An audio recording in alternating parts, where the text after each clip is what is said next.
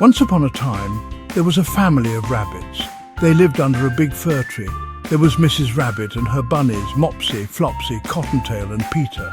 Mopsy, Flopsy and Cottontail were good little rabbits. Peter was good sometimes, but he was very curious. One sunny morning, Mrs. Rabbit was busy in their burrow. She hummed as she swept the floor and tidied up their home.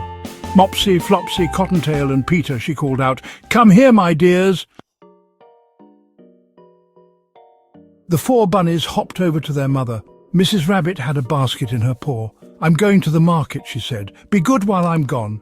"Yes, mother," said Mopsy, Flopsy and Cottontail. Peter wiggled his nose. He loved adventures. "And Peter," said Mrs. Rabbit sternly, "no going into Mr. McGregor's garden. Do you remember what happened last time?" Peter nodded slowly, remembering the scary chase. Mrs. Rabbit kissed each of her bunnies on the head and left for the market. Mopsy, Flopsy and Cottontail were very well behaved. They played quietly near the burrow, just like their mother had asked. But Peter couldn't resist a peek. He hopped slowly towards Mr. McGregor's garden. The fence was tall, but Peter found a small hole. He wriggled through the hole and into the garden. Mr. McGregor's garden was bursting with delicious-looking vegetables. There were rows of lettuces, cabbages bigger than Peter's head, and juicy-looking radishes. Peter's tummy rumbled. He had never seen so many tasty treats. He forgot all about his mother's warning and took a big bite of a crunchy lettuce. "This is amazing," thought Peter. Peter hopped from one row to another, nibbling on carrots and beans. He felt very clever and, well, very full. Suddenly Peter heard a noise. He froze. Footsteps! Mr. McGregor was walking towards him, waving his rake. "Get out of my garden, you pesky rabbit!" shouted Mr. McGregor. Peter panicked. He dropped his carrot and ran as fast as his little legs could carry him. Peter zigzagged through the garden, Mr. McGregor hot on his tail. He could hear the rake scraping against the ground behind him. He squeezed under a gate, hopped over a watering can and ducked behind a scarecrow. Mr. McGregor was close. Peter was scared. He had to get out of the garden.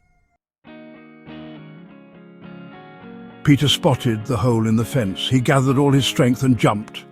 He scrambled through the hole and back into the safety of the woods. He ran and ran until he couldn't run anymore. He was out of breath and his heart was pounding. He peeked back towards the garden. Mr. McGregor was gone. Peter slowly hopped back home to the burrow under the fir tree. Mopsy, Flopsy and Cottontail were playing happily when Peter returned. He looked tired and scared. Mrs. Rabbit was already back from the market. She saw Peter's muddy paws and shook her head. "Peter, what have you been doing?" she asked. Peter started to cry. He told his mother all about his adventure in Mr. McGregor's garden. Mrs. Rabbit sighed. She was cross with Peter for disobeying, but she was relieved he was safe. She gave him a warm hug and a cup of chamomile tea. Peter sipped his tea quietly.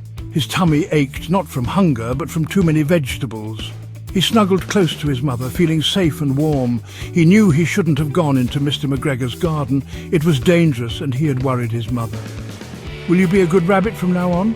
asked Mrs. Rabbit. Peter nodded sleepily. He knew what he had to do, but would he be able to resist the call of adventure next time? Only time would tell.